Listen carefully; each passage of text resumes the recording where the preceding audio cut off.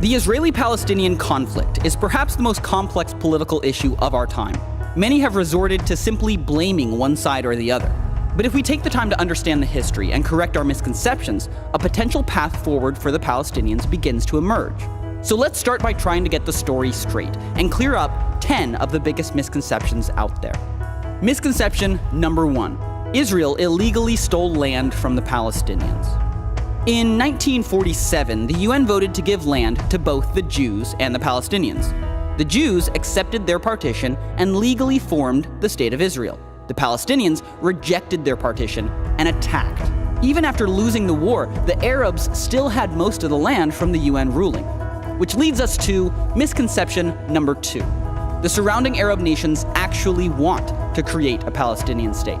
So after the war, the West Bank and Gaza were controlled by Jordan and Egypt for 19 years. During that span, those governments never established a Palestinian state. Instead, they kept the land for their own use. Misconception number 3. The Arab nations want to solve the refugee crisis. Palestinians have settled in Arab nations throughout the Middle East. These nations could solve the crisis immediately by granting refugees equal rights, but instead, they refuse to let them vote, own land, or even study in public schools. Ironically, the only country to grant them full citizenship rights is Israel, which absorbed 156,000 Arabs after the 1948 war, and even today, Arabs hold seats in the Israeli government and Supreme Court. Misconception number 4. UN efforts are helping to solve the refugee crisis. The UN did step in to provide assistance to the Palestinian refugees, but instead of using their existing agency that helps resettle refugee populations around the world, the UN created UNRWA, which labels every Palestinian as a refugee until a Palestinian state is formed within the borders of Israel.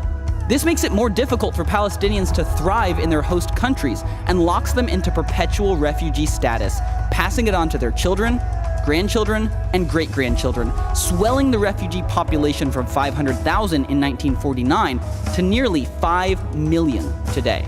As conditions worsened, the international aid started to pour in, which, incidentally, is misconception number 5. The solution is more money.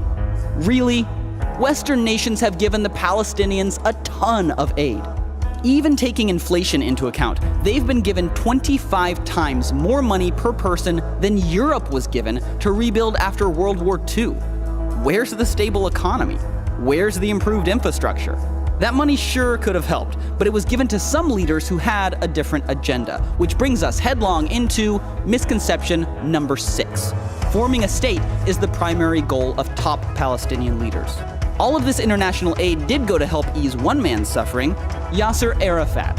After his death, accountants hired by Arafat's own family discovered secret investments worth more than $1 billion. That income stream would be threatened if a new state was formed, which gives leaders like Arafat, or Mahmoud Abbas for that matter, $1 billion+ reasons to never actually sign a peace treaty. Which leads us to misconception number 7. Israel has a true peace partner.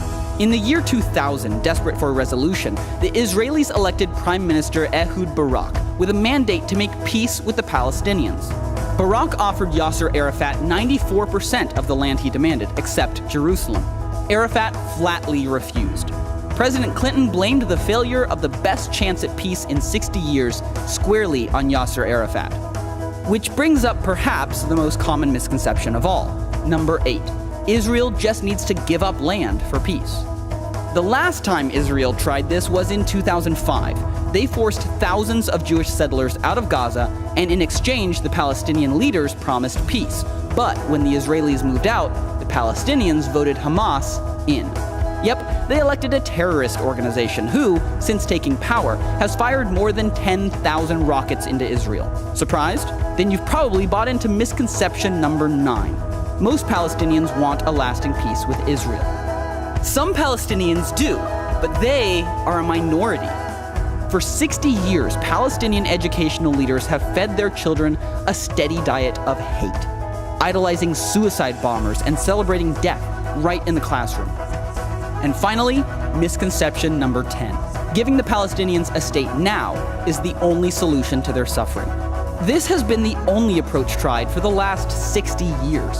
But these are people we're talking about, and waiting until they have a state to give them equal rights has only made things worse.